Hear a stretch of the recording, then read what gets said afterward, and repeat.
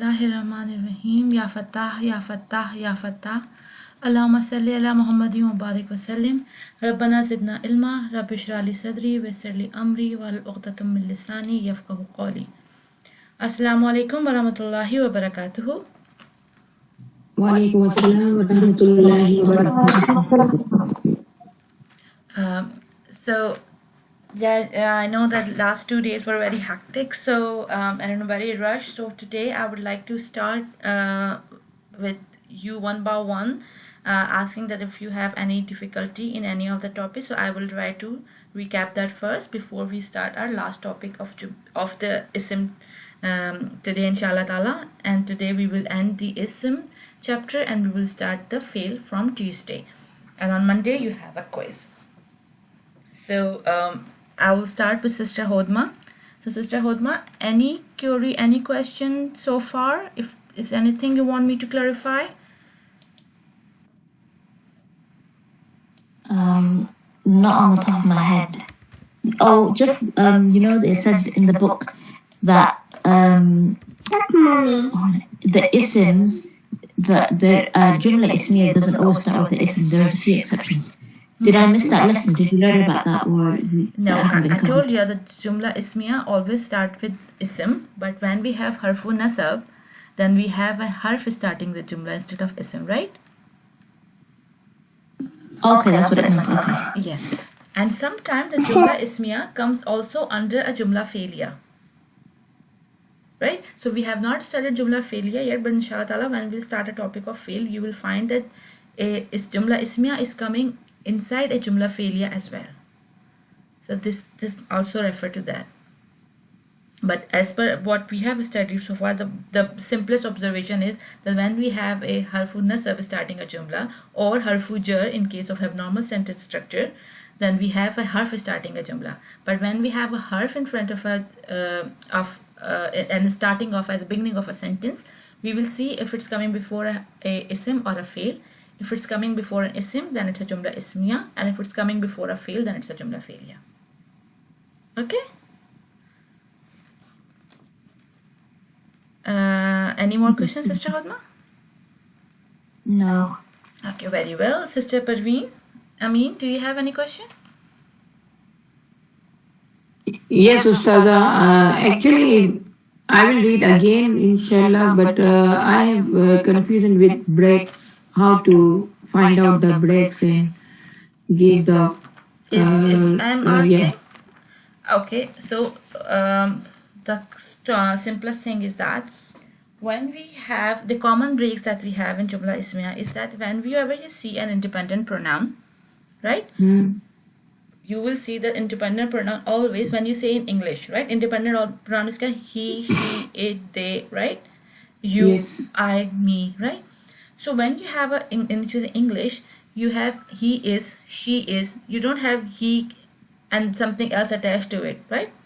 It's always he is, she is, right? So in English, you say that is coming right after independent pronoun. Similarly, in because we are using is, am, are to translate. In Arabic, there is no is, am, are.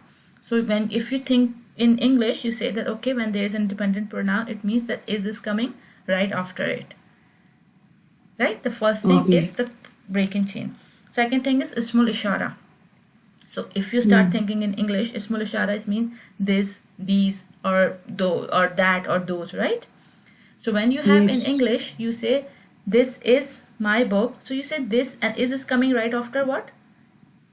This, right? So this is Jumla, is Ismul Ishara. But in Arabic, if you have a Musharun Lahi containing an al, then it's not a Jumlah, it is a fragment, right? So if you have an Musharun Lahi common, right, something which is not containing an al, then you have a Jumlah Ismiah, and then you will put is between Ismul Ishara and the rest of it, right? Okay. So second thing is that, and the third is Harfu Nasab and Ismuha.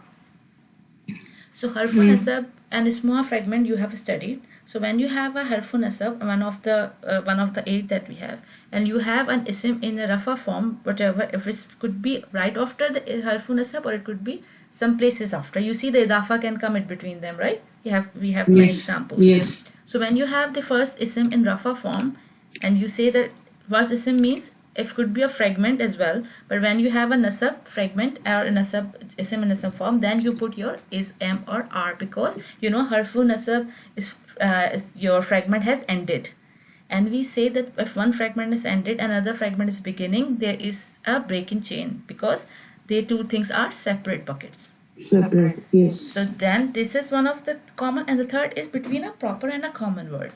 So if you have a proper ism starting a sentence, then you have a common ism after it, then you will put your invisible is, am, are between a common, proper and a common ism. Right? Okay. So these are the four most common breaks in chain. But as per your understanding and as per your knowledge, you know that mubtada can be harfu nasab, mubtada can be idafa as well. So just to make you clear that apart from these four, if you find anything that is not the part of the thing that is connected, you start from the right hand side, Arabic, right? Okay. So when you're starting a jumla, you find a type of a fragment or type of ism which is not connected to the other part of an other ism coming after it, or it's not coming to other fragment that is coming after it, then you have a break in chain. Okay. Right? When two things are not connected, you say okay, they are not connected, there is a break in chain. Okay, even though if we don't know the meaning, then we just see the grammatical things and then we will figure out. Okay, that's how we started, because we are not looking at the meaning, we are looking at the grammar. Yes. So see, you started looking at the grammar first, but now on yesterday we did the translation as well. So now you can see, if you know the grammar right, and you will be given the meaning, now you can easily translate it. Because here we are not doing a reverse process, they're looking at the translation now to make sense of Arabic. No, we are trying to learn the Arabic and then try to make sense of the translation. Yes. Jazakallah. No problem. Sister Samia, any question? No, sir. I yesterday didn't have time to go over the notes, but inshallah I will try and go over it again. Yesterday's class thing. But so far, alhamdulillah, it's okay. Okay, no problem. Inshallah ta'ala, if something comes in your revision, and when something is coming quiz, inshallah ta'ala, I will explain it to you on Monday. Okay, no problem. Sister Sarah, any questions? I know you missed some classes, so please, if there is anything. Yes, Ustaza. The Tuesday's recording is not on the channel, so I didn't hear the class completely. So I think I have no knowledge about what was done on Tuesday. Tuesday class recording is there. I uploaded it yesterday. No, it's not. It's not, Ustaza. What is happening? I also checked. Is this still not? Yeah, still not, because I also missed Tuesday due to my job. So yeah, it's me. Okay, I have the recording. Inshallah, I'll try to do it today, because I got all my internet to try to upload it twice on my holidays. But yeah, I will inshallah have a look and see what's happening and try to do it as quick as I can today, inshallah. Okay, so okay, Sister Sarah, that will help you inshallah over the weekend. And even if you come across anything, you can just drop me a voice note and I'll explain it to you. Yes, inshallah, Ustaza. And I request you that yesterday what we was done, if you can make a short 5-minute audio and upload, it will be great. Okay, I'll do that as well, inshallah. But I cannot promise to do it today. Inshallah, I'll do it tomorrow. If I get chance, I'll do it today, but it's highly unlikely. Okay? Yes, inshallah. Jazakallah khair. No problem. Sister Parveen Maroof, any questions from you? No, alhamdulillah. I think I'm tagging along slightly behind you guys, but I think I'm okay so far, alhamdulillah. That's very good, mashallah. So anything if you come across in between to think that, okay, you need more clarification, you can ask me anytime you want. Inshallah. No problem. Sister Habiba? Yes. Yes, I'm okay. I think I'm trying. Okay, so far so good. Yeah. Okay, so we don't have Sister Raisa with us today. Oh, I don't know. I'm not at home. I'm calling her. Okay, just check with her if she's joining us, okay? Okay, and anybody know about Sister Lippy? She's not joining it from quite some time. She's this time is difficult for her. She's normally she gets I don't know. She just says this time is difficult anyway, and because of summer holidays, it's Yeah, I know. I was just thinking, but it's quite some time. So, just if you can chat with her and ask her that if she's struggling with anything, she has this weekend if we can, because then we will start Jumlah failure. So, if she want to any kind of a help, she can ask me. Right? I will try to help her any way I can. Right? okay. Because Ustaza, many places school starts after summer, I know. so maybe it's hard to keep this trend. That's why I'm just not pushing her to say that she should join, but I say that if she's completing with us at this moment, she should complete Jumlah Ismiah, because Yes. nobody goes in detail that much. And then when we go to Jumlah failure, it's a different stories. If she is struggling with time, she can skip that, but she should, if she has started and she is going very well, mashallah. So I want her to just finish Jumlah failure in her own time. And let me know what kind of a support she needs, and I will try to give her, inshallah ta'ala. Okay, I'll let her know. Inshallah. Inshallah. So try to encourage her that she just continue with Jumla Ismiah, and then she can the ism part, then she can take a break if she wants, right? So will you do continue on weekend? Sorry, weekend? Yeah, because after this course. Initially the course was designed to be ended in August, and some of you are willing to join the surf classes as well in September with Quratul. So I'm trying to finish ISM more properly, like any way I can, as slowly as I can, to give you the clear concept.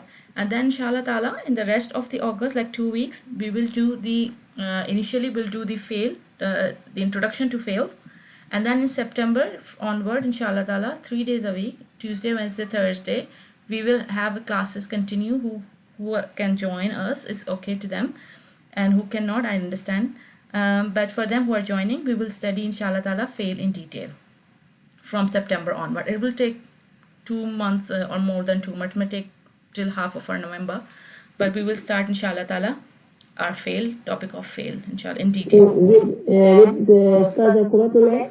No, sister Quratul, inshallah ta'ala, she will have a surf classes. The Islam fail is a Nahu thing, right? She will inshallah start the surf classes in September. So that's why I wanted to give you introduction of all kind of fail in the August classes initially, so that you will be able to understand what the surf is talk about, when they talk about the fail madi or mudari or mabni al majhul, so you know what they are talking about. And then inshallah ta'ala in September simultaneously we will continue our study on the fail with more detail, inshallah ta'ala. Inshallah. Jazakallah. No problem. So we are starting our last topic on Ism today, which is a complex sentence structure. So there is nothing new, but there is something that you need to understand. If you come across in Quran, then you said, okay, we have not studied this, but something that you need to understand, that this is also can happen. So let's look at the book. And I want Sister Parveen Amin to read for us. Is this font visible to you? Sister Parveen Amin? Yes, I am. Okay, can you please read for us complex sentences? Ustaza, what is the page number? Can you see my screen? Yeah, but it's very tiny. That's why I say, can you read the form? Okay. Yeah, complex sentence. Yeah, I got it. Can you read it now? Yes, Alhamdulillah. Okay. Having a sentence is a khabar.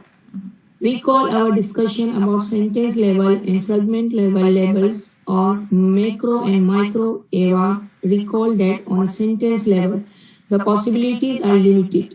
In a Jumlah Ismiah, on a sentence level, there are only 3 labels or buckets: al-mubtada, al-khabar, al-mutalik bil-khabar.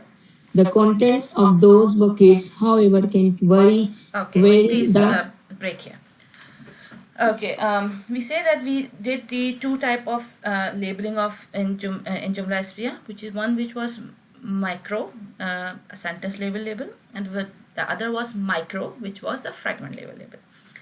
What does it mean? That when we started looking at Jumlah Ismiya, we first identify the three kind of buckets that we put our parts of a Jumlah Ismiya into it. The first is Mubtada, the second is Khabar, and the third is Muta'alliq bil Khabar. Right? So we say okay, the first part is Mubtada, the middle part is Khabar, and the last part is Muta'alliq bil Khabar in a normal structure. But when you look at more deeper into it, and we say the Mubtada is a harfun nasab fragment, or it's just an isim in rafa status, or it could be a dafa fragment, right? And we see at the khabar, we say okay, it's an isim, or it is like in rafa status. And then we have muta'alliq bil khabar, or a khabar can be, a muta'alliq bil khabar can be a jar majroor fragment, or a special dafa fragment of time and place. So when we have a look at when we look at this, and when we identify what kind of a fragment or an ism is inside the mubtada khabar muta'alliq bil khabar, that is called a fragment level label. So now what we are going to see is that these contents of this bucket, however, can vary. I mean, whatever we studied as one thing, right? Now we're going to see that these buckets can vary, they can slightly change in its content. So now, Sister Praveen, please keep on reading. The topic of complex sentence is concerned with the khabar bucket in particular and what it can hold within it. The khabar bucket is special and different than the offered two buckets in that it can hold a full sentence within it. Okay, it now can carry. Please stop. So when we're talking about the khabar, we say the khabar can be an isim or an isim plus isim fragment, but we consider it as one thing. But sometime in a khabar, you can also have a full sentence inside it. You mean a sentence inside a sentence. That is why it is called complex, because when you normally look at the sentence, what we have heard so far, we say okay, mubtada khabar muta'alliq bil khabar, and khabar can be isim or isim plus isim fragment. But now I'm telling you that khabar can also be a sentence on its own, right? And that kind of sentence is called complex sentence. Please carry on. It can carry both Jumlah Ismiya and Jumlah Fi'liya. We will study more about Jumlah Fi'liya as a khabar after we study fi'l. Okay. For now, no, please close. When we say that the khabar can be a sentence, so there are two types of sentences in Arabic grammar. First is Jumlah Ismiya and the second is Jumlah Fi'liya. Jumlah Ismiya, that we have studied and we understand that the sentence inside a sentence, and if there is a sentence as a khabar, we will mark it as mubtada khabar muta'alliq bil khabar, and we look at its part, right? And we put it into one bucket, and then we'll see if there is a muta'alliq bil khabar after it or not, right? And then we will talk about it separately. But we will consider the whole jumla as a khabar. And it could come as a jumla fi'liya as well, since something that we have not studied. But for you to identify, if the khabar is starting with a fi'l, it's a jumla fi'liya. If a khabar is starting with an isim, it's a jumla ismiya. So if you spot a jumla fi'liya, please ignore it at the moment. Inshallah ta'ala, when we'll do the jumla fi'liya, then we will deal with it. But at the moment, you just ignore it. And if you find a jumla ismiya, then you have to consider what are the parts of that jumla fi'liya inside a jumla ismiya inside that jumla ismiya. Right? Thank you, Sister Parveen. Now I want Sister Samia to please read, to do this example for us, please. Let's take a look at the following examples of Jumla Ismiya as a khabar. So, هذا هو الحق. Okay. So here we've got هذا, we've got مبتدا, and هو الحق we have khabar. Okay. That was simple because it was written here, right? Mm-hmm. If it was not written here and you have seen haza huwa al-haqqu, you know haza is an ismul ishara, and the word that's coming after it is not with an al, so it's a jumla ismiya, and we put our is after haza, which is this is, right? But we have huwa al-haqqu. But now we look at the khabar, then we should have an isim in rafa form, and we know huwa, huma, hum. Huwa is an independent pronoun, and it is can be a khabar. But we know that independent pronouns always come at the beginning of a sentence, usually as a mubtada, right? So now we say if we have huwa al-haqqu and huwa al-haqqu are connected as a mudaf and mudaf ilayh. So when we say, oh, this is not, cannot be mudaf ilayh because huwa cannot be mudaf, right? And al-haqqu because mudaf should be light no al, and huwa is can be light no al, but we haven't seen a huwa al-haqqu, right, kind of thing, right? Because its haqqu is rafa, not jar. So this is not a idafa fragment. It cannot be mawsuf sifa fragment, and it could not be our ismul ishara isharul nay fragment. So we know that huwa and al-haqqu are two separate things. They are not connected, right? And al-haqqu cannot be mutaliq bil khabar, right? Because it's an ism in rafa form, and we have no such thing as mutaliq bil khabar, which is ism in rafa form. So huwa al-haqqu are not connected anyway. So we say, okay, what is going on here?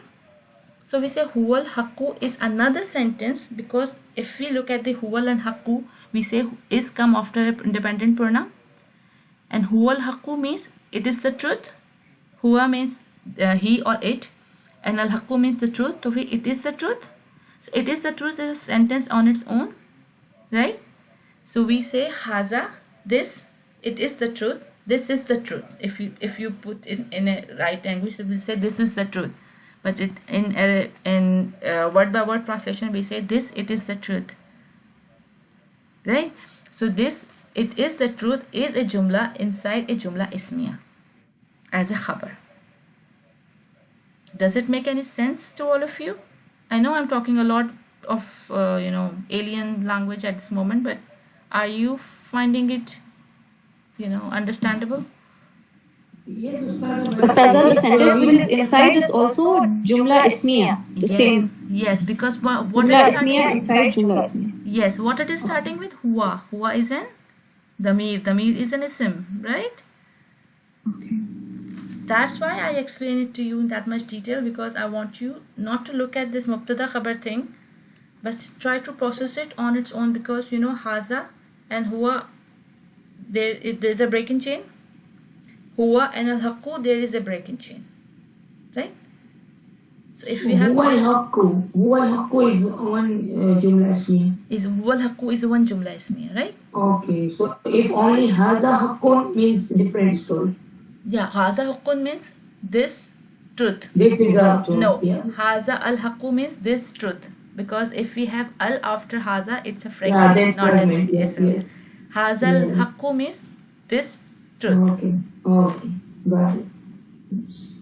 Okay, now when we do the next example, now I want you not to read from here, but try to give me your logic, and it can be wrong, I understand, but try to make your own logic why it is what it is. So I want Sister Sarah, because she hasn't learned everything, but she has a previous learning from what the fragments and the sentences and things are. So please try to make sense of what is written here. Okay. Innaka anta allamul ghuyub. Okay, so innaka What is is the innaka? mubtada. Okay, what is innaka? Mubtada is Innaka. fine, but what is mubtada Yes. as a micro level? Ka is the attached pronoun, Mm-hmm. and inna is the nasab. Mm-hmm. So this is nasab wa ismuha fragment. Very good. So we have our invisible is coming after innaka, because harfun nasab and isma fragment is ended, right? Yeah. So innaka indeed is, or certainly is. Mm-hmm. Anta allamul ghuyub. Anta allamul ghuyub. I can just say that this can be the allamu is in rafa form, so it can be the khabar. Okay. When you say going to the khabar, first look at the mutaliq bil khabar, right? You know mubtada khabar and mutaliq bil khabar. So do you find any mutaliq bil khabar in here? Mutaliq bil khabar is the jar majroor fragment. Yeah. Any jar majroor fragment here? No, I don't find allamul ghuyub. Are any idafa fragment of time and place? Special mudaf? No, as far as I remember. So there is no muta'alliq bil khabar, right? Yeah. So all of things that is written here, anta allamul huyubi, they all must have to be the khabar. Okay. Does it So we make have to sense? consider all of them as khabar. Yeah. Okay. So you see how we are doing considering all of it as a khabar, because we don't see any muta'alliq bil khabar coming in, and we have identified a mubtada. So whatever is remaining is what it is. It is the khabar. Now we'll do the inside look at anta allamul huyubi. Okay. Now try to analyze this separately. Okay. Anta allamul ghuyubi. Anta is you. Singular Is what is and a independent pronoun, right? independent pronoun. So it will be in the rafa status. And allamul ghuyubi.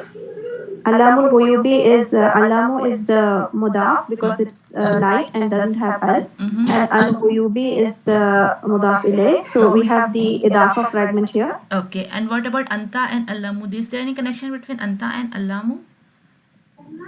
Anta is the anta is the independent pronoun, and then we have the idafa fragment. Anta is an isim and allamu is an isim, right? And we have Yes. three type of fragments which have isim plus isim.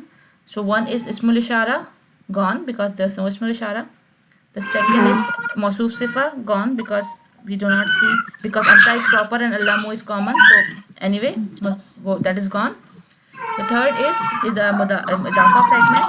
Allamu is rafa, no jar, so idafa fragment is gone. So there is no connection between anta and allamu. Yeah. And when there is no connection between anta and allamu, it's giving us what? That there is an invisible is coming in?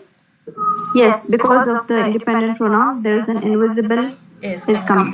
So we cannot have two invisible is, like we cannot have khabar is after khabar, right? And we do not have any muta'alliq bil khabar anyway. So this is another a jumla ismiya as a khabar, right? Okay. Another jumla ismiya as a khabar because it's also because it's starting with anta, which is a pronoun, and you just said that the damir is the ism, so also that could be a reason. That could be the reason, but you have to, the process of elimination. Yeah. We have to do that because we have to find out the connection between the isms. Like how I do is that what is the connection between anta and allamu? What is the connection between allamu and khayubi? Then we find out that there is no connection between anta and allamu. And anta, if there's no connection, then it looks like it's starting with a pronoun. It's a jumla ismiya which is coming as a khabar. Yeah. And anta is a mubtada, and allamul khayubi is a khabar. Khabar inside. Yeah. So anta allamul khayubi and is invisibles come between anta and allamu again. Yes. And we cannot have two is in a sentence, right? Yeah. We will make logic of it now, and we will not say certainly you are the knower of the unseen, but we say certainly you are the knower of the unseen. And you say Allah Ta'ala is making more emphasis in this sentence by saying certainly you are the knower of the unseen, like putting all of the, when we say to Allah Ta'ala, like certainly you are the knower of the unseen, we are saying that absolutely there is no one else who knows about But the you. unseen. Yeah. Right? Okay. That's how Allamia has put so much emphasis, like omitting all the possibilities to be otherwise.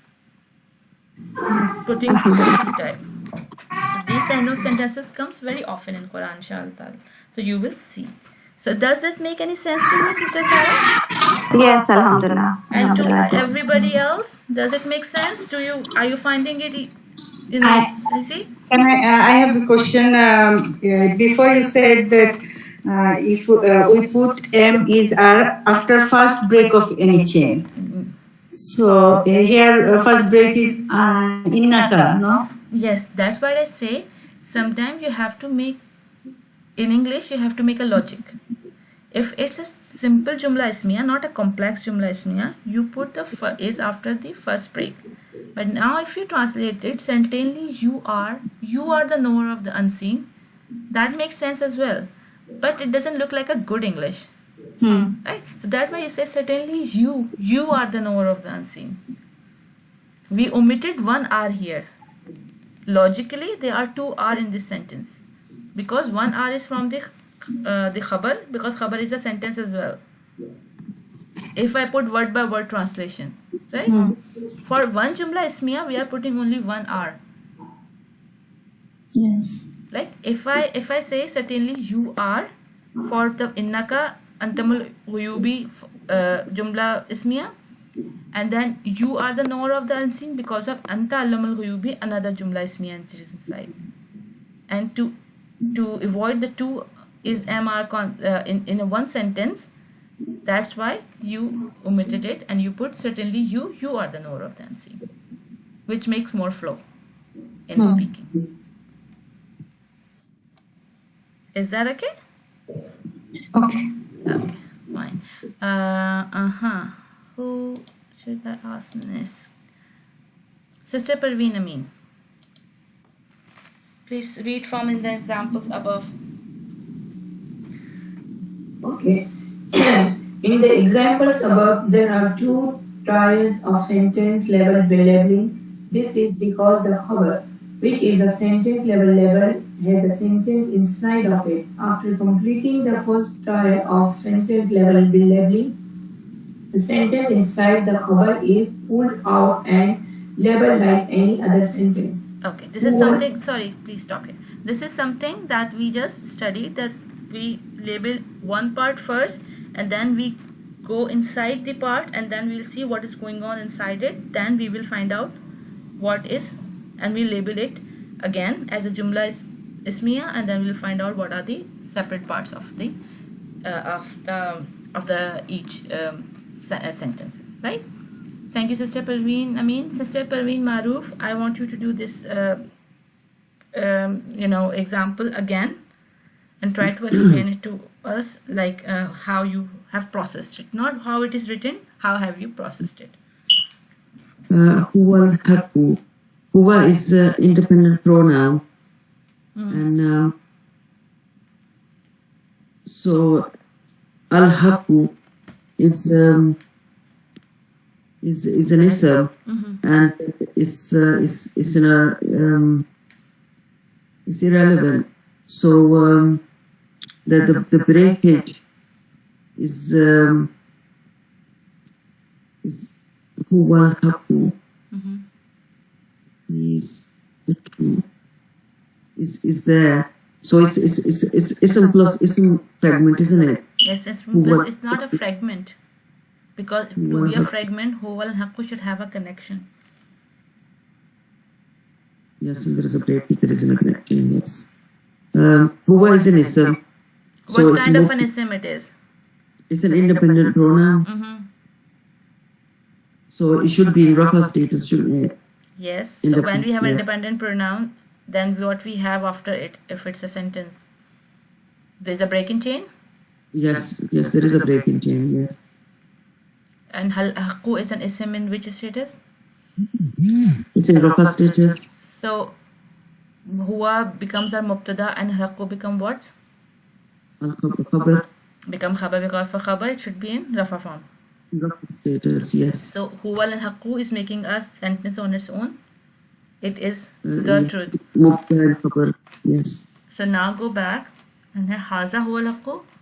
We know huwa al-haqqu is a sentence on its own. Yes. But if you put haza before it, so there is no connection between haza and huwa. We have a break. And Yeah, what we have a is- break. That's if mushara and huwa cannot be mushara alayhi. Cannot be musharun lahi. So we have a break here, and then we have two sentences. One sentence haza huwa al-haqqu, and inside a khabar of haza we have another sentence which is huwa al-haqqu. Huwa al-haqqu, yes. Okay, does it make Yes. more sense now? Yes, it does, yes. Okay, so Sister Habiba, I want you to do anta allamul ghuyubi now. Anta is an independent pronoun, so, and Allamu is singular in Rafa, so we can say it is a break of chain. So, and Allamul Ghaibi, Allamul Ghaibi, Ghaibi. Okay. this is an idafa fragment. So we can say it khabar Khabar of anta. What you said, the name of this Mutallik bil khabar, no? No. It cannot. No, it's cannot. Yeah, it's not jar majrur. So Allamu is khabar. Alamul ghuyubi is a khabar because Alamul ghuyubi is a one bucket for idafa fragment, right? Okay. Yeah. This is khabar and anta is. I know you get confused of idafa. Idafa can be khabar. For idafa to be mutalik bil khabar should be a special mudaf fragment, Yes. right? Yes. And Allahu is a normal ism, not a special mudaf. So after anta, we should put m izar, and then there it is as Jumlah Ismiah with you are the knower of the unseen. yes. And now if we go back and we put it innaka or before it, innaka anta alamul ghuyubi. Now we have innaka, which is harfun as a fragment, which is a mubtada. Yes. And then we have this whole in anta alamul ghuyubi coming as a khabar of innaka. Yeah. Then another sentence is in between. So if you try to put it, it's a khabar of innaka, right? So now if you put the khabar of mubtada, that's it, khabar of innaka, then you will see, okay, this is about the innaka, right? It's the khabar of the innaka. Yes. Okay, now we'll do this exercise and try to make more our concept clearer. So Sister Hodma, I want you to do in humus sufahau. So you have to do the parts like mubtada khabar and mutalik bil khabar. And if you have a sentence inside the sentence, then you have to identify it as well, right? Okay. Bismillah. Inna is certainly, hum is an attached pronoun. And then, Okay, you say inna certainly hum attached pronoun. So what if we have, what kind of fragment we are looking at?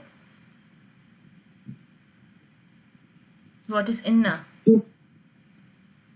what is inna? Inna hum is harfun nasb. Inna is harfun nasb, sorry. So innahum is a harfun nasab fragment, right? And it's small Yes. fragment. So what do we Yes. see? What kind of bucket it falls into? Mubtada khabar mutalik bil khabar. Mubtada. Okay, so we have our mubtada sorted, right? Yes. Now look at the other parts. And then we have hum, which is an independent pronoun. Humus sufaha'u. And I don't really know what a sufaha'u is. So better, it's an ism in a rafa form. Yeah. Al Okay. is showing us an ism, right? Al cannot come before harf or a fail, right? Al is coming to a word, it's an ism, right? Yes. So it's an ism in rafa form. So is there any connection between hum and al sufaha'u? Is there any kind of fragment you are looking at or something? No. So hum and sufaha'u are separate. They're separate. So you would, and hum is an independent pronoun. So you'd put an invisible is. Yes, so you put invisible is after hum and as sufaha'u.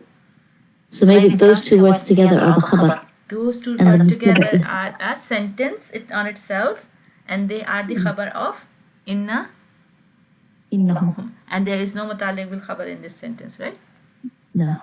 Okay. When you have multiple words, you have to. I told you that if you look for the mutalik bil khabar first, that will make your life more easier. Then you have to say, okay, there's no mutalik bil khabar, then this all is a khabar, right? And then you will look deep into it and you'll find the parts in the khabar, and that will make your life easier. But you did a very good job, mashallah. It's just the process of elimination. Exactly. If you do the process of elimination, you leave with few things to consider, and you omit the rest of them. So your brain has to do less. Okay, thank you, Sister Hadma. Sister Raisa. Yes. Okay, Sister, are you following us? What we are doing today? Yes, I think so, yes. I'll listen to the recording again and then Yeah, we were just revising when you joined. Before that, we were just having a discussion about what we have studied earlier. So you haven't missed anything for today's topic. Yeah. So please try the example. Oh, sorry, the two the sentence, second sentence. Inna haza lahul qasasul haqqu. Inna hada lahuwa okay, so inna indeed hada it's the ismul ishara hada. What is inna first? Okay, so inna is indeed. So what kind of an with a harf or ism? What it is? It's an ism. Inna is an ism, right? Yeah. It's the what's it called? Inna is harf al-nasr. So it's not an ism, it's a harf, right? It's a harf al-nasr. Okay. And then what do we look for a harf? What we look for after harf al-nasr? Harf al-nasr. So the next that would be mubtada, no? But we need to find ismuha as well, right? Not alone. Inna cannot make a mubtada, right? Oh yeah, the ismuha. So inna hada lahuwa. So what is the first ism that you find in this sentence that is in a rafa state, nasab state? Hada. Very well done, because haza is non-flexible and does not show the status. So inna haza will make our mubtada. Okay. Yeah. Now please, what do we have to look for it now? At the other two parts? Yeah, the khabar and the muta'alliq bil khabar. And what did I say to Sister Hodma just before I ask you to do this example? What should we look for first? We need to look for the fragment. When we say about the muta'alliq or muta'alliq bil khabar, I say to make your life easy, what should you look for first? Khabar or muta'alliq bil khabar? Muta'alliq bil khabar, because that's easier to find. That's easier to find, right? So do you find any jar majroor fragment here? Yeah, lahua. Lahua is a jar majroor fragment, right? So lahua is our muta'alliq bil khabar. So we mentioned muta'alliq bil khabar here, right? And then we have what? We have al-qasasu Haqqu. So al-qasasu al-haqqu looks is the only thing left that should be our khabar. So now we have to look inside the khabar, right? Now give me what is al-qasasu and haqqu in terms of harf, ism or fail. Al-qasasu al-haqqu, they're two ism. There are two isms. What do we, if we have two ism together, what should we look for? Which kind of fragment? The ism has ism fragments. Yes. We can always see that this is not ismul ishara or is idafa. So it would be the ism. It cannot be masuf. It cannot be masuf sifa. Yeah, it can. Okay, so it can be masuf sifa fragment. Yeah, to see if they're both if they're all matching the properties, right? And it looks like that they matches the properties, right? Yeah, they so do. This is our masuf sifa fragment. Yeah. So we do not have any sentence here, right? No. It's all fragments, yeah. It's all fragments. It's not. So we have a mubtada, then we have muta'alliq bil khabar, and then we have a khabar here. Yes. So we have a abnormal sentence structure here, because the muta'alliq bil khabar is mutaqaddim and khabar is muakhar. Yeah. Very good. Third one, who should I ask?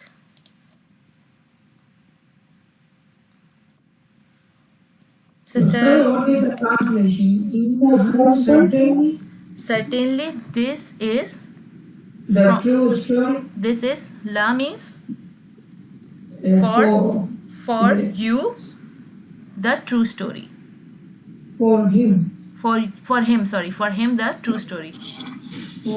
Certainly Certainly this is for you the true story. Ustaza, al-qasasul haqqu is the khabar because of the rafa status? Yes. Okay. Yes. Good spotting. Sister Samia, can you please do ulaika humu waqudun naru? So, what is harfi Ulaika is Okay, it's more. now I'm trying to tell you something. Not always all va is harfi ataf. To be va to be an harfi ataf, it should be coming between something, right? So just say va is a harf, because all the time you all are saying va is an harfi ataf and I was ignoring it. But since we are completing the topic today, so from now on we will not see all va as a harfi ataf. For va to be harfi ataf should have to come between two isim or two fragments or something connecting them with the same status following, right? So we're just saying the harf. It's just a harf because there's so many kind of va we have not studied. So just say va is an harf. So why is the harf? Ulaika is ismul mawtula. Hum is an independent pronoun. Waqudun nari. So here wa could be harf ataf. Or is waqudu one word? No, waqudu is a one word here. Oh, waqudu. Okay, so it's so I don't see any mutalik bin khabar. I don't see any harf of jar or the jar majrur fragment, and I don't see special mudaf. So that's excluded. So what we have to find first? The mubtada. So wa ulaika is ism mawsul, so that could be that's the mubtada. Yes. And then it does not show there's status, so it can be rafa nasab jar, right? So it is rafa because it's a mubtada. So then there's a breaking chain after that, before the hum. And then ulaika is ismul ishara, not ismul mawsula. Oh, subhanallah. Yeah, that's what I was confused. Yeah, I was just giving her time to process because I think what would she say in the end? Hazani haulai, hazihi hatani haulai, zalika zanika, ulaika danika, ulaika. It's a feminine plural. Ustada, the waw in waqudu is what did you say about the waw in waqudu? Waqudu is a one word. Right, let me check again, but I think waqudu is a one word. Let me check in the arrow tools.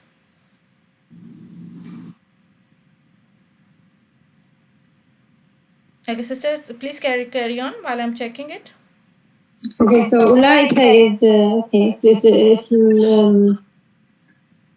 ismul ishara, and then after that there's no musharun ilayhi, so there's a breaking chain.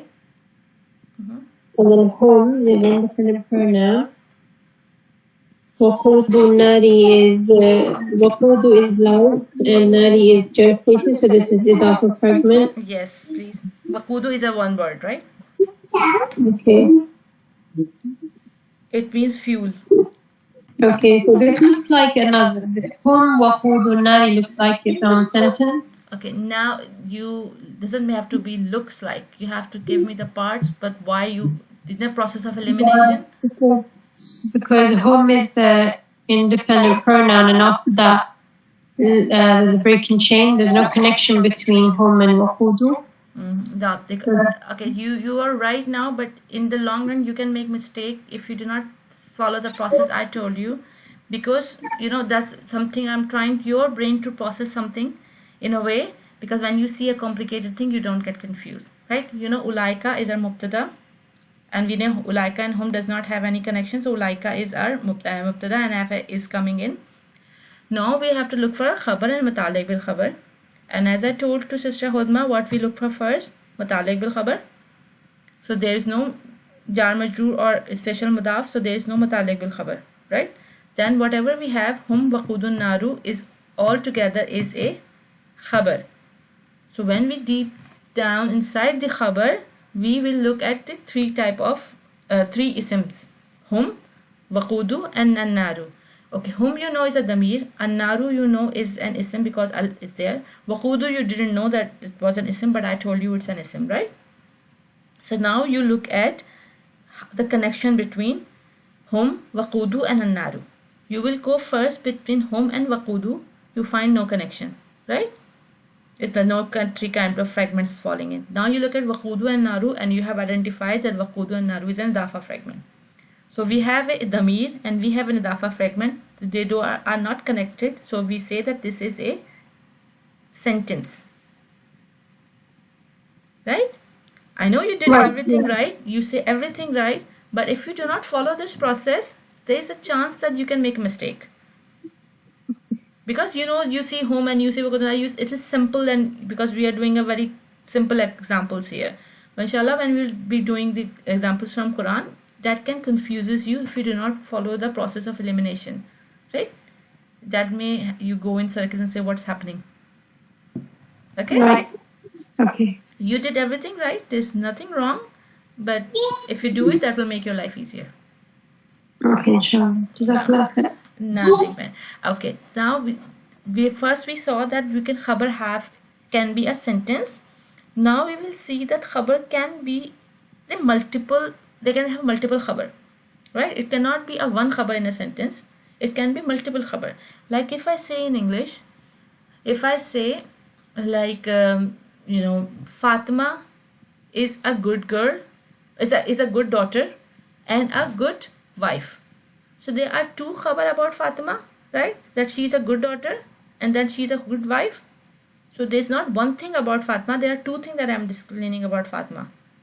Right? So there are two khabar about Fatima. Khabar is something that is explaining the mubtada.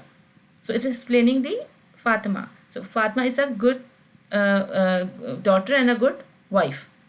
So there are two things that I'm explaining about Fatima. So sometimes you can have two khabar in a sentence. So we are doing the simple sentences up till now. Then there was one mubtada, one khabar, one mutalib bil khabar. Now we can have multiple khabar about the mubtada. So we will study this here. Okay, now I want Sister Sarah. Sister Sarah. Wallahu Yes. wasi'un alimun. We know wa is a harf and Allahu ismu jalala is in rafa form. It's a mubtada. Right? Now tell me, do you find any mutaliq bil khabar here? No, I don't find mutaliq bil khabar. And we have one isim wasi'u and one isim alimun, which is both are Ism, so it's a ismu mawsuf Allah. sifa Ismu Allah. fragment. Both are ismu Allah. Ismu Allah. So yeah, we cannot say mawsuf sifa for Ismu Allah. Yeah, so we consider wasi'un as a Was, isim number 1 and alimun as a isim number 2. Yes. Both rafa. Both rafa. So this would be the khabar. Khabar number 1 and khabar number. Khabar number 1 and khabar number 2. Yeah. And if you look at the translation, what I'm saying, and Allah is all encompassing and all knowing. Like if we say Allah is all encompassing, it's a sentence. If I say Allah is all knowing, it's a sentence. But we are explaining Allah in two different ways, all encompassing and all knowing. So we have two khabar about the Ismu Allah. Yes. So they are two khabar of Ismu Allahu, which is khabar number 1 is wasi'un and the khabar number 2 is alimun. Alim. Clear? Yes. Alhamdulillah. No problem. Sister Parveen Maruf. Next one, please.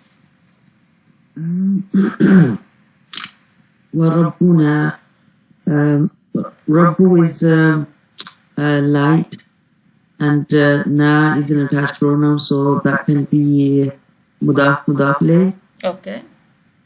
وَرَبُّنَا and Ar-Rahmanu. Okay, first thing first. First we do the the macro level, right? Mubtada khabar mutaliq bil khabar. What is Rabbuna?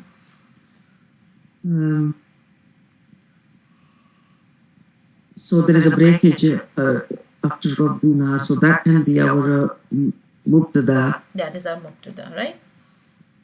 Yes, and Ar-Rahmanu is sifa of Allah, and Al-Musta'anu is a sifa of Allah as well, so we can't say sifa and mawsuf here.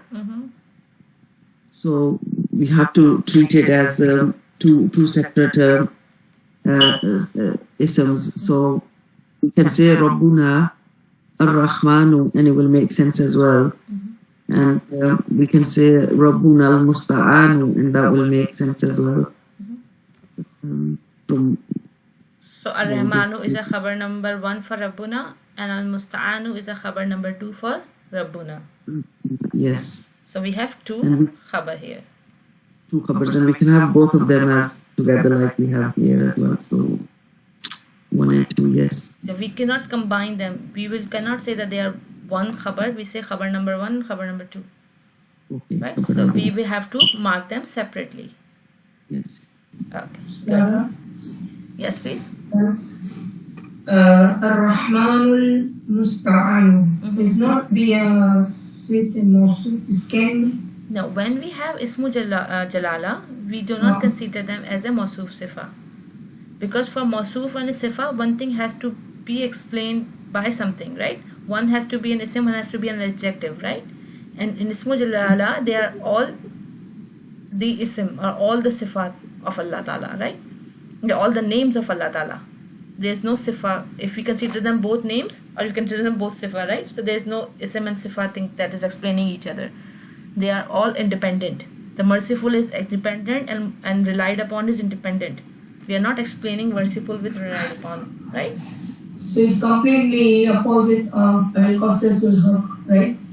Yes, you do not. When you have Ismu Allah mentioned somewhere, then even if they match in all 4 properties, we do not call them Mawsuf Sifa. Okay, so no, if there is no Ismi Jalala here, and instead of Allah is anything different, then we can consider. Yes, if it's not Ismu Jalala, if it was something else, two separate ism, if it's not Rabbuna, right, and if we have 2 ism that are matching in status, we will call them Mawsuf Sifa. No problem. Okay, so our topic officially has ended here, and I have to tell you about the quiz that we'll have on Monday, inshallah ta'ala. That will be covering everything that we have studied so far, and that will be a good recap. And I want you all to please give extra time this weekend, and I want to give you a homework as well, not a big homework. Everybody has to find me a complex sentence, ism sentence from the Quran, that we all recite Quran in our prayers, and we all read some part of a Quran sometime in our day. So if whenever you spotted something which is find out as a complex sentence structure, you just have to identify that and just have to point me that, okay, this was the ayah number of this surah, and you have to find 3, right? And you have to that will also be a part of our Monday's quiz, right? So you have to find 3 examples from me from the Quran. Sada, the topic that was covered on Tuesday was with regards to the complex sentence structures, right? That was regard to the sentence structure, not complex. That was what we did Tuesday was abnormal sentence structure, or because the abnormal sentence structure recording is for the Yes, day 19. it started on Tuesday, and we missed it. Yes, I will inshallah ta'ala repost it. I have the recording. I checked. It is in my drive, but I uploaded it twice, but something is happening. I think the internet was not good, and we were traveling, so there were breaks, so maybe something happened. So I will check inshallah ta'ala today again, and I'll try to upload it. I feel like because I wasn't here as well, I listened to it. It was the end of like the 1 hour and 50-minute video that we had. It was towards the end of that. I feel like I listened to it. It was like last half an hour of that was what we did on Tuesday. Let me check on the YouTube. Okay, since we are running late on time, and I have this appendix to explain for further for your information. So inshallah ta'ala, I will sort it out and let it know. And if you have any questions, you can ask me now, and you can leave because this is something extra. If you want to stay for extra learning, it's okay, but since you all have commitments, so you can leave, because this is nothing that will be coming in your quiz on Monday. So quiz will be on Everything we have done so far. Yes, because everything is connected. You cannot omit anything. Okay, so there is something that I want to cover, which is in your book, which is about the referee pronoun. Okay, when we say that when we have a al on the word following the ismul ishara, a sentence is formed. Like we say haza baytu, it's a fragment, but if we say haza al baytu, it is a sentence, right? So when we say the al would turn the sentence into a fragment. But then what is the solution? So solution is to add al and then to add what is called a referee pronoun between the ismul ishara and the word following it. Sometimes if you have to make a sentence, but you have to make a proper ism as well. When we say this house, right? But this is the house, and you cannot put is am are if you have al after haza. So the grammatical solution is that you put a referee pronoun in it. The referee pronoun is something that will not contain its meaning, but it will help you to pass the status. Like if you have haza al baytu, it's not possible. But if you say haza huwa al baytu, and huwa that is coming between haza and al baytu is just having you al baytu after haza, right? And it's not carrying any meaning in the translation. So that's why it is called a referee pronoun. Why I'm telling you here is that because you will find it in the Quran and then you will get confused at what is happening.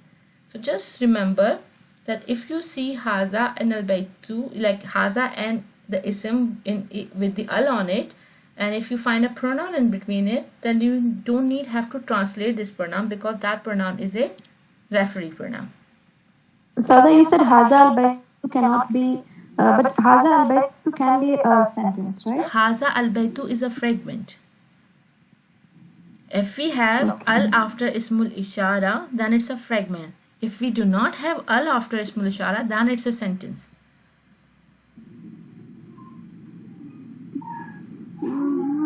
After ismul ishara, I don't know. Mushar lahi cannot have al, right? Yeah, if al, so that is a fragment, not completion. Right, Hazal Masjidi, this mosque. Haza Masjid, this is a mosque, right? This is a mosque, yes. But if I have to say this is the mosque, then how will I say this is the mosque? Yes, then Haza Huwa al-Masjid. Huwa al-Masjidi. Al-Masjidu al-Masjidi. Huwaza huwa al-Masjidu. Right. Okay, now what is yes. So make it plural, sorry, proper. Yeah, if you have to point at something proper, right? But you cannot, if you point at something proper, then it has to be a fragment, not a sentence. So Haza huwa al-waladu. Haza huwa al-waladu. Huwa al-waladu, right? Huwa al-waladu, right? Huwa al-waladu, if you say. Yes. Yeah, that is that clear to you, sister? Who asked the question initially?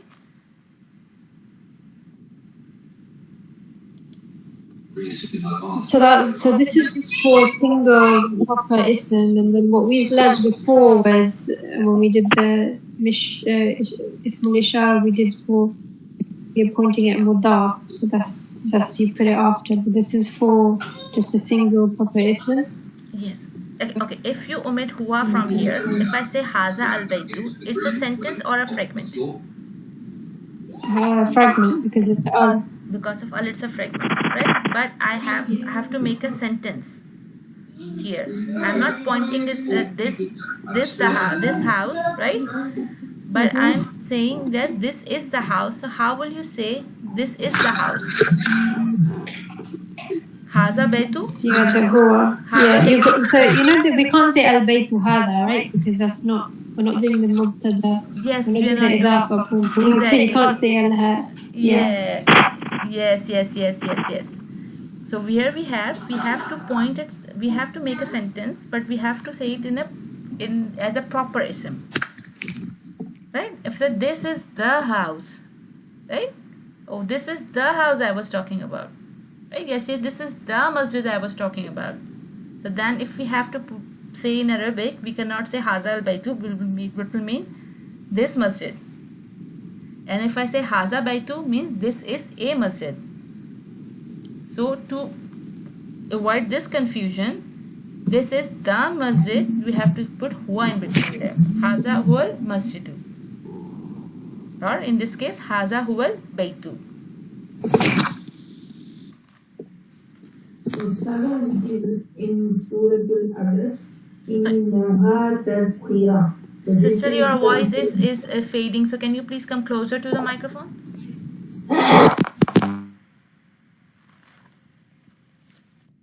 You're gone. Sister, you muted? Okay. Okay, now we're looking at some more example in which a referee pronoun is used. Zalika huwal fawzul azim.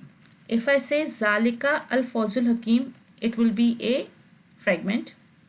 If I have to make a sentence, I'll have to remove al from fawzu and azimu. So I say Zalika fawzul azimu, then the fawzul azimu is not proper anymore. So if I have to say Zalika al fawzul al azimu, the only way to write it in Arabic is to put huwa in between him. And that huwa is a referee pronoun because it does not carry any of its meaning. It's just a carrier is a barrier between Zalika and an ism which is in al form after it in a sentence. Right? Right, yeah. Okay. Yeah. Is what we are we're not saying it here when we're translating it, then is that why? Yeah. Yes. When we translate it, we don't write that down. Yes. We just ignore it because if we find a huwa between or any independent pronoun between a ismul ishara and musharun alayhi in proper form with the al, then you will just ignore this pronoun and you say this is a what or just a referee pronoun. I'm telling you here is that because we did the complex sentence structure, and if you just see that Zalika and huwal fawzul azimu, you say okay, Zalika is a mubtada and huwal fawzul azim is a is a khabar inside a Jumlah Ismiah, but you cannot because from ismul ishara you should have a musharun alayhi, right? So do not get confused with that concept that we did because this huwa is not doing anything but just becoming a bridge between Zalika and al fawzu. Right? That could be confusing when you say huwa al fawzul azim, you say oh that's a khabar, a sentence khabar as a sentence coming in a Jumlah Ismiah, right? But this now it's making it into a Jumlah Ismiah, right? It's converting it into a Jumlah Ismiah, but it's not a complex sentence structure, it's just a normal Jumlah Ismiah. Yeah. Right? Fa'ulaika humul fasiqun, same thing. Ulaika ismul ishara and al fasiqun musharun lahi with an al, and hum is just a referee pronoun here. Okay, they say turn the following fragment to sentence without removing the al.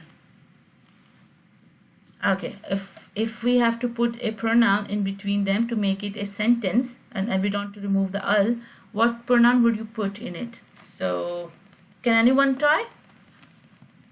I can try, Sasha. Please go ahead. Ulaika humul muflihuna. Very good. Tilka darul akhirati. Tilka is feminine, is it? Yes, it's feminine. So tilka hiya darul akhiratu. Very good. Hada huwa al bala'u. Yes. Hadihi al yaddu. So hadihi hiya al yaddu. Very good. Haula'i al mu'minatu. So this is feminine. Haula'i is I think it's plural. So haula'i Yeah, it's a plural feminine, so it will be whom. Whom, right? هؤلاء هم المؤمنات. Very good, very good, very well done. Okay, this was something additional, and there's something more. It's about the modern standard Arabic, so I don't want to go into that. That will only confuse you because we are not doing any modern Arabic here. We're just talking about the classic Quranic Arabic. So forget this appendix 2 and till here. This is the end of our chapter 6 from our book, and this is the end of our studies about the ism. So any question, anything, anyone about the quiz, about anything that you have not cleared about? Ustaza, can you just briefly explain about the complex structure, sentence structure? Okay. Complex sentence structure means that when we have a jumla inside a jumla, right? So when we have a jumla can only comes in the khabar, because the mubtada is something that is just a one part, and just we say it's about something. A sentence cannot be about something. And when we say about mutaliq bil khabar, we say that could be jar majroor fragment or should be idafa fragment. So it cannot be a sentence as well. So a sentence can only come as inside a sentence as a khabar. So when we are dealing with Jumlah Ismiah, we identify the mubtada and we identify the mutaliq bil khabar. We separate them and then we look at the khabar. And if inside the khabar, you will look at the part of it. So if you find simply independent pronoun, as an example as I give you, most of the time in the Quran it's independent pronoun, and then you have a ism in a rafa form coming after it, and you will find any connection between it. And if it's a multiple ism coming after it, first of all you try to find the connection between those isms separately. If these isms are connected, then we have a one khabar as a fragment or something. If those isma are not connected, right, and then we have a break in the chain, then we'll say, okay, why there's a break in chain? It means there's a sentence coming inside as a khabar. Then we identify the parts of that khabar and then we label them separately, and we say that, okay, there is another Jumlah Ismiah inside a Jumlah Ismiah. That's why it is a complex sentence structure. There are two types. So the second break in chain will give us an idea that this is the second sentence which is inside it. Exactly. The second break in chain will give you that there is a. But when you say second break in chain, it could be between the khabar and mutaliq bil khabar. I will not say that. If there is a break in chain inside the khabar, that will give you as a complex sentence structure. Okay. Because there is a break in chain between mubtada and mutaliq bil khabar and a khabar. That's why they are two separate parts. Okay? Yes. And there are two types of complex sentence structure in which you have a sentence that is coming as a khabar, and sometimes there are more than one khabar, right? It can be more than two sentences as a khabar, but it can be more than two ism as a khabar, or more than two fragments as a khabar. But you have to look at the khabar and you have to separate them, identify them separately. And that's why I say first sort out your mubtada, then your mutaliq bil khabar, and then whatever is inside, just put it in a big parenthesis, mark that as a khabar, and now try to analyze that khabar. Maybe you find one sentence in it, or maybe you find two separate things that you will say khabar number 1 and khabar number 2 or khabar number 3 or khabar number 4, right? Is that clear, Sister Sarah? Yes, alhamdulillah. So inside the second sentence, which is inside, also in that, also we can have multiple khabars. Yes. Khabar. It's in the khabar. You can have. Oh, in the khabar you have multiple. It is possible. Anything is possible. Okay. As far as you're going to start learning, you will find new things. Jazakallah. Okay. Now I'm stop recording. Bismillahirrahmanirrahim. Bismillahirrahmanirrahim. Ya Fattah, Ya Fattah, Ya Fattah. Allahumma salli ala Muhammadin wa barik wa sallim. Rabbana zidna ilma. Rabbi shrah li sadri wa yassir li amri wa uqdatum min lisani yafqahu qawli.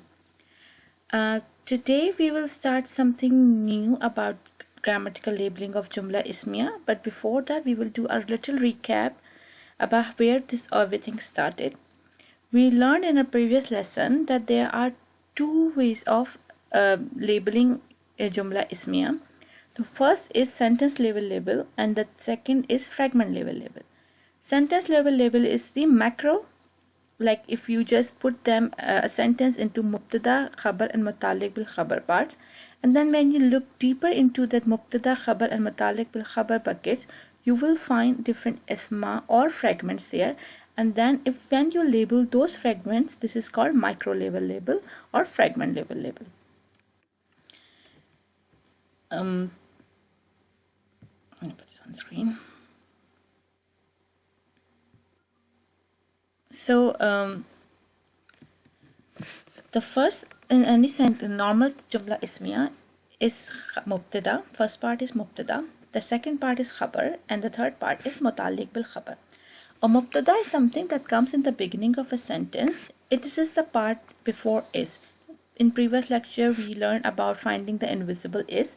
So now if we have identified our is in our sentence, is M or R, depends on the grammar, then the part before is M or is mubtada and the part after it can be khabar or mutaliq bil khabar. The mubtada is made up of isim or an isim plus isim fragment or a harf nasab and an ismuha fragment. And it is marfu by default. Other than it is a harf nasab fragment, which because of harf nasab, the isim that's coming after it will be in nasib form. Other than that, the isim that will you find in a mubtada must be in a rafa status. The second part of Jumlah Ismiah is khabar, which is the part after is. It is made up of an isim or an isim plus isim fragment, and it's also a marfu'a by default. Then the third part is mutaliq bil khabar, which is also the part which comes after it, and is also more clarifies the meaning of a khabar. It's about the khabar, that is why it is called mutaliq bil khabar, something about the khabar, and it is made up of either a jar majroor or a dafa fragment with a special mudaf of time and place. So normal sentence structure, either we have mubtada, khabar and mutaliq bil khabar. We can also have mubtada plus khabar and no mutaliq bil khabar, and we can have mubtada and mutaliq bil khabar and khabar can be mahsoof. So there are three ways that you can find a normal Jumlah Ismiah. But when this sequence is broken, then we have an abnormal sentence structure. The broken format is like that if we have mutaliq bil khabar coming before the mubtada and there is no khabar in the sentence. Since mutaliq bil khabar has to come in the end of a Jumlah Ismiah, but if it's coming in the beginning, then this is called an abnormal sentence structure. The second is that either we have mubtada and the mutaliq khabar before the khabar, then again the sequence has changed. So instead of mubtada, khabar and mutaliq bil khabar, it is mubtada, mutaliq bil khabar and khabar. That is why this is also an abnormal sentence structure. Now, we have studied this so far in detail, but now I'm telling you something which is new, which is he has and there is sentences. Like in Arabic grammar, we do not have any specific word to say to show the possession, saying he has about something or there is about something. So we have to look at the sequence of this Jumlah Ismiah, and there's something that we have to say, okay, if this is happening, when we translate it to, instead of translating word by word, we have to make more sense of it, make it more good in presentation, good in your speech or in your translation. So you translate it as he has, showing a possession. The thing is that the possessive sentence form, this is the possessive sentence form. These are called possessive sentences. And the format for first number one is that if we have a mutaliq bil khabar muqaddam and the owner of the item has a harf jar lam in it. Like if we have, when we know that if we have mutaliq bil khabar, then we could have either a jar majroor fragment or a special mudaf fragment. So if we have a jar majroor bil khabar muqaddam and that jar majroor fragment is made up of harf jar lam, then we say that the mubtada is something, that item that is owned. And that is when we translate some he has. And the second is format is when the mutaliq bil khabar is made up of a special mudaf in the, then the mubtada is something that is owned, and then we have the he has in our translation. Then another thing is that there is no word for there is in Arabic as well.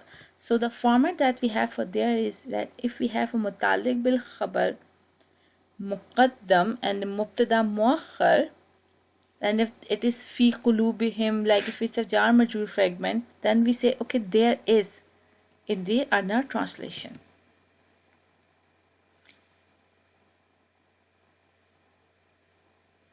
So we will look at our course book and see how it will explain with more examples. So look at this. For this sentence, we are talking about the he has sentence. So the example given here is laha shiribun. We know la is a harf-jar and ha is an attached pronoun, and it is majrur because of the harf-jar la. And shiribun is an ism in marfu status. So laha, which is a jar majrur, if it's coming in the beginning of a sentence, then it is a mutaliq bil khabar muqaddam, and shirbun is an ism in rafa form, so we say mubtada is muakhar. So now if we translate it word by word, it will be la means for, ha means her. So for her is shirbun at the right to drink. But if you write it in the sentence, for her is a right to drink, it doesn't look like a good English. So you can say it instead, for her, you can say she has a right to drink. And that will be a better translation. Another example is li zakri mitlu hazal unsiyani. The li zikri, again, li harfujar. Zakari is ism in majrur form, so is our mutaliq bil khabar muqaddam. Mithlu haza unsiyani is our mubtada. Mithlu means is the like, hazal unsiyani, share of two female, equivalent of the share of two female. So li zikri means for the male, and then we have invisible is and the equivalent of the share of two female. So for the male is the equivalent of the share of two females does not sound like a good English. So we can write it instead, the male has the equivalent of the share of two female. So this template is default for expressing possession. Now we have another format. The second template is like mutaliq bil khabar muqaddam is made up of special mudaf inda, followed by the owner of the item. Then the mubtada muakhar is the item that is owned. So if we look at the example, indahu ummul kitabi. Indahu ummul kitabi, and with only him is the essence of the book. So now if they have this kind of a template, then because since the mutaliq bil khabar is muqaddam and the mubtada is muakhar, there is some emphasis going on here. So that's why in the translation you will find only. Indahu means with him. Ummul kitabi means the essence of the book. But if I say ummul kitabi indahu, if the essence of book is with him. But if indahu is become has been brought forward and is coming in the beginning of the sentence, so that's why the emphasis is coming. And you say, and with only him is the essence of the book. The only word is added because of the sequence of the sentence. Similarly, indahu mafatihul ghaibi, and with him exclusively are the keys of the sea. There is no exclusively in the Arabic sentence, but the exclusively is coming because of the sequence of mutaliq bil khabar and mubtada. Now there is sentences.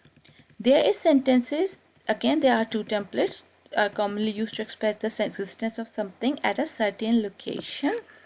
So if we have a mubtada muakhar mutaliq bil khabar muqaddim, like in this example, fi qulubihim maradun. Fi means in, Qulubihim is an idafa fragment, their heart. So in their hearts is our mutalik bil khabar muqaddam, and maradun is our mubtada muakhar. But if I translate it literally, it would be like, in their heart is a disease.